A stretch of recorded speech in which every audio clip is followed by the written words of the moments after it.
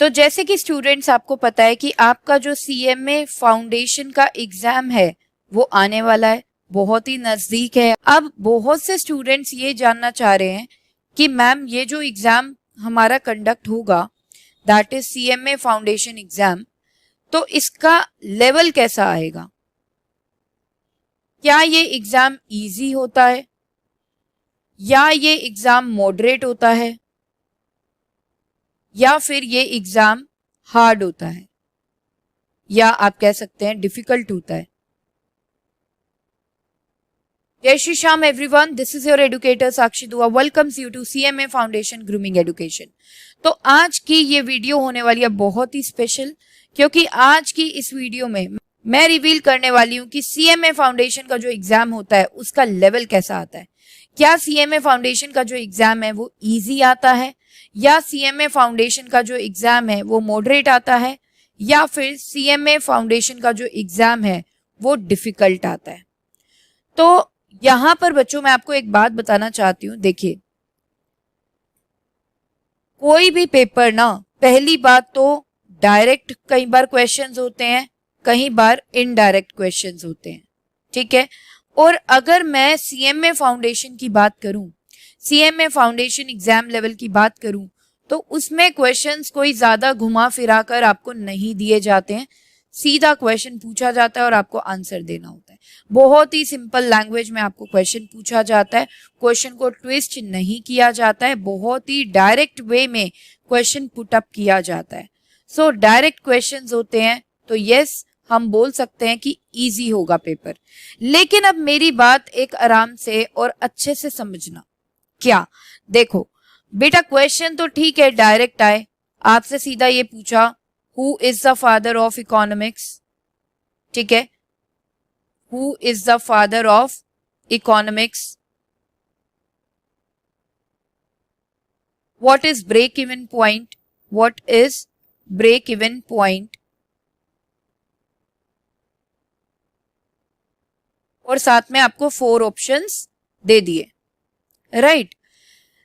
लेकिन अब समझो इस बात को कि ये क्वेश्चन तो बिल्कुल डायरेक्ट पूछा गया कि फादर ऑफ इकोनॉमिक्स कौन है, ब्रेक इवन पॉइंट क्या है, राइट। लेकिन इन डायरेक्ट क्वेश्चंस का भी आंसर आप तभी कर पाओगे बेटा व्हेन यू स्टडी प्रॉपरली।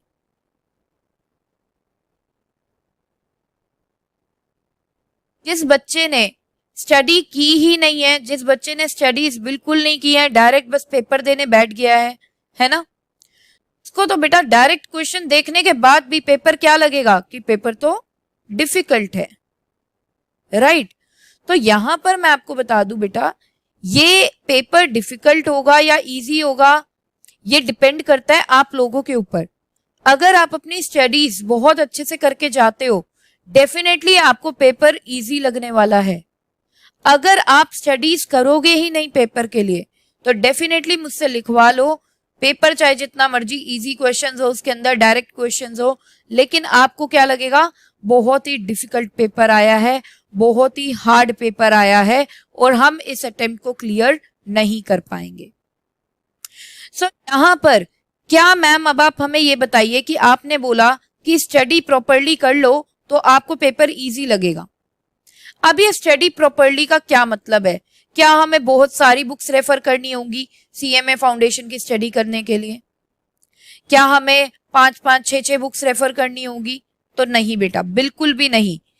आपको सिर्फ एक बुक रेफर करनी है जो कि आपके आईसीएमएआई ने प्रोवाइड की है, यानी कि आपका मॉड्यूल।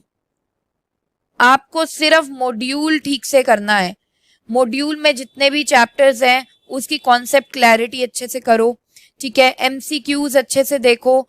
मैं बता रही हूं आपको, जो प्रीवियस ईयर का एग्जाम पेपर था, चाहे आप मैच करके देख लेना, 90% क्वेश्चंस थे मॉड्यूल के बैक एक्सरसाइज के, और वो भी डायरेक्ट क्वेश्चन। तो इसीलिए बेटा मैं बोलती हूँ कि कहीं और भटकने की जरूरत नहीं है, कोई और बुक रेफर करने की जरूरत नहीं है, सिर्फ आईसीएमएआई का मॉड्यूल इनफ है, आईसीएमएआई के क्वेश्चंस इनफ है, आईसीएमएआई का मॉड्यूल इनफ है, ठीक है। लेकिन क्योंकि हमें क्वेश्चंस के लिए मैं मान सकती हूँ कि और प्रैक्टिस की नीड होती है, वैसे तो 90% क्वेश्चंस आपके बैक एक्सरसाइज जो है उनमें से आए हुए थे मॉड्यूल में से, ठीक है। बाकी आपने क्या करना है, बिट क्वेश्चंस जो आपका इंस्टीट्यूट रिलीज करता है वो बिट क्वेश्चन जरूर कर लीजिए, ठीक है। प्रीवियस ईयर पेपर्स जरूर कर लीजिए, प्रीवियस ईयर पेपर्स, ठीक है। तो बेटा कुछ तो पढ़ना तो पड़ेगा ही, तभी आपको पेपर इजी लगेगा, पढ़ोगे नहीं तो डिफिकल्ट लगेगा। तो आई होप ये वीडियो आपको समझ में आई होगी कि कभी भी कोई भी पेपर इजी या डिफिकल्ट नहीं होता, it is dependent on the student कि उसको वो पेपर कैसा लग रहा है।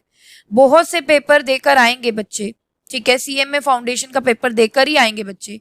आप में से आपके कुछ फ्रेंड्स ये बोलेंगे यार पेपर बहुत डिफिकल्ट था, कुछ बोलेंगे यार पेपर बहुत ही ज्यादा इजी था, कुछ बोलेंगे पेपर ठीक ठीक था, है ना। तो it is basically dependent on their preparation level कि उनको कैसा लगा पेपर।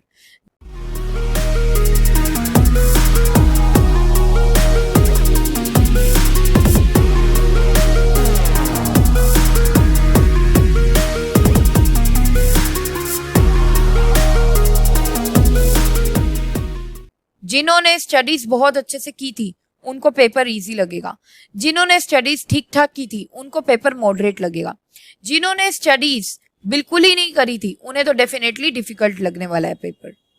तो बेटा अब आप जान लो आपको पेपर कैसा लगना चाहिए। हर बच्चा चाहता है ना कि उसे पेपर इजी लगे।